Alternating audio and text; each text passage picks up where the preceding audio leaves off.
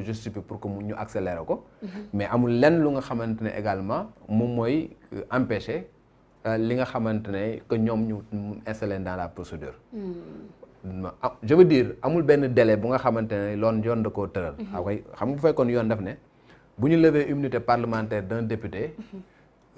8 jours la justice am pour inculper ko wala 10 jours wala 1 mois et consort amul ci texte yi. mais amul lenn lu nga xam moo mën justifier également que ni bañ leen lever seen immunité parlementaire ba léegi ça fait plus d'1 mois. ba tey ji amul benn acte de procédure bu ñu teg en ce qui les concerne. tey ji yaa ngi dégg tey yeneen dossier affaire passeport diplomatique mi ngi commencé waat. di génn waat. tey ji yaa ngi dégg ñu ni jàpp nañ ñaari gendarme ak ñaari nalaake wax sax. benn gendarme ak ñaari ñuy liggéey ministère des affaires étrangères. voilà ñoo xamante ne ay diplomates lañ donc juste pour te dire que. mu mel ni comme l'affaire dafa laal ay grosses pointures. dafa laal ay grosses pointures mais dama ne fi may waxee par exemple y a du 2 poids 2 mesures. dañuy dawal sunu bët tuuti rek. y a eu l'affaire Ousmane Sonko. bu nga xamante ne ay nit ñoo ko at. c'était une affaire privée. bu nga xamante ne bon quand je dis une affaire privée c'est une affaire qui concerne une autre personne. bu nga xamante ne moom si boppam moom moo porté estimé que ni dañ ko violé woon. le procureur avait demandé la levée de l'immunité parlementaire d'Ousmane Sonko. levé nañu immunité parlementaire bañ ko levé. teguñu ci une semaine. dañ koo inculpé placé ko sous contrôle judiciaire. tey jii affaire bi nga xamante ne mooy affaire passeport diplomatique moo gën a graaw fuuf la nga xamante ne moom mooy affaire de viol ba. lu tax ma koy wax. parce que bu fekkee ni fële. nañ ma baal ci li may wax. su fekkee ni par exemple fële dañu violer benn nit. si viol il y a fii dañu violer l'intégrité xam nga territoriale du Sénégal dañu violer la souveraineté du Sénégal. parce que le passeport diplomatique quand même c'est un document bu nga xamante ne un document qui participe à la souveraineté de notre pays. mais daaw na nag viol nag aussi. c'est non minimiser wu ma ko en fait non xam nga wax moo jafe rek. mais minimiser wu ma ko. minimiser wu ma viol ba nga xamante ne moom la kële suy mais je fais juste du parallélisme.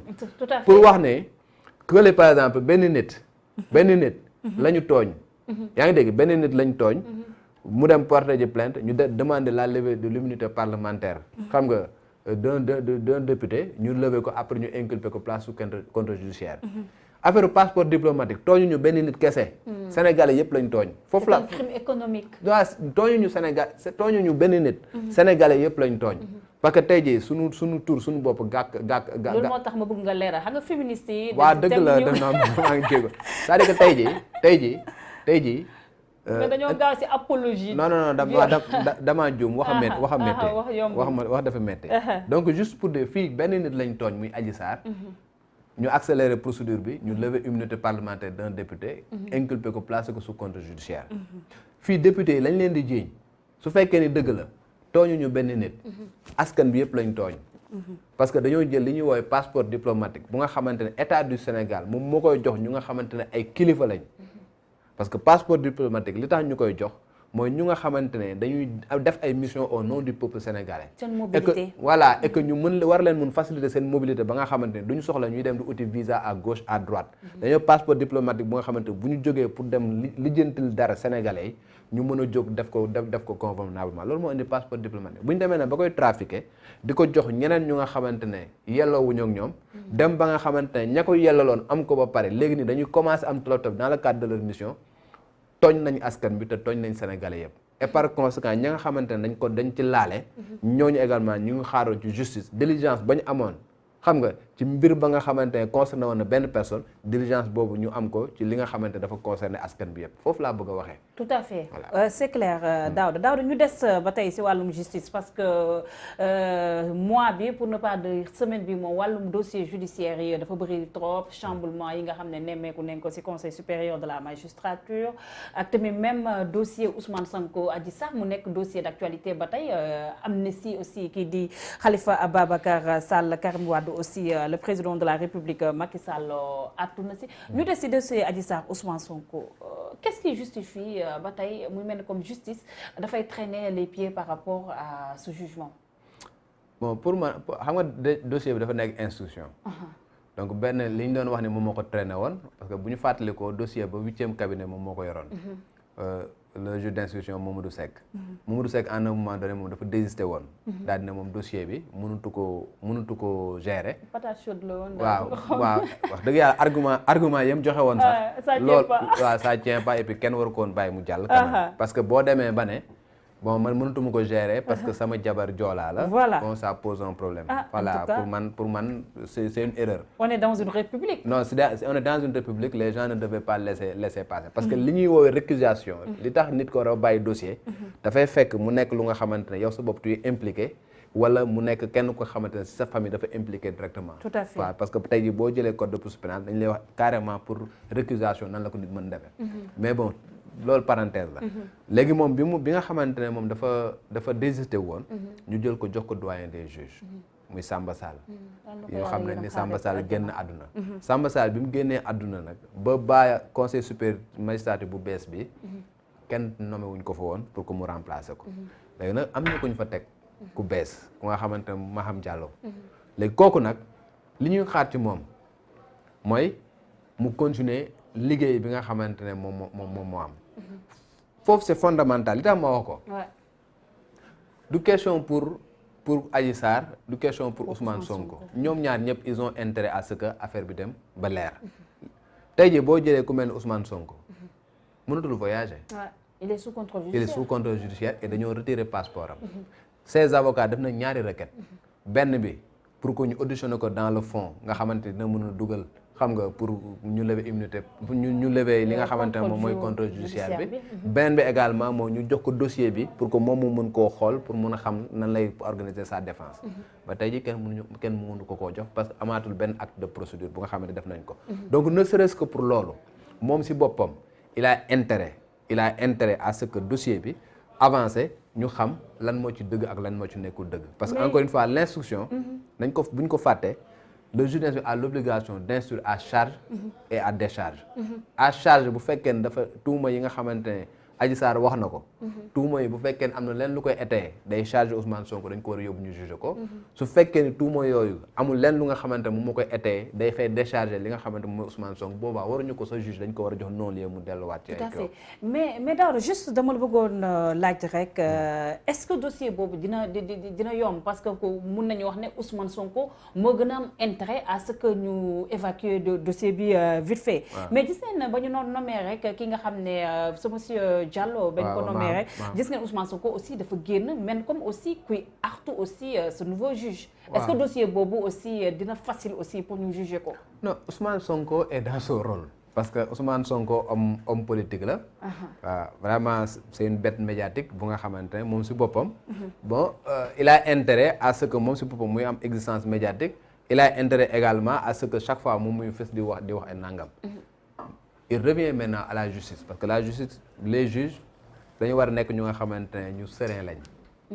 dañu war a nekk ñu nga xamante ne ñu mat seen place lañ. mais les événements de mars dernier dafa mel ni dafa dem ba perturber Sénégalais wala sax indi benn panique générale.